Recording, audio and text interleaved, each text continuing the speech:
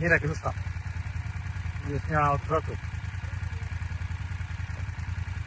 Mam respekt, boję się. Ale będę opłacę.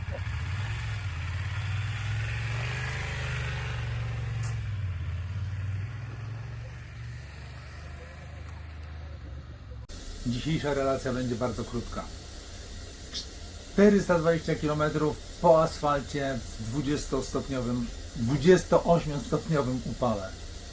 Naprawdę szału nie ma. Jestem zmęczony, ale zaszalałem, wykupiłem sobie kabinę na promie, bo od jutra zaczną się już bardzo spartańskie warunki, więc pokażę Wam tylko, jak to mniej więcej wygląda. Okienko na morze, z widokiem. No i takie skromniutkie warunki, ale jest toaleta, prysznic, także super. Do jutra.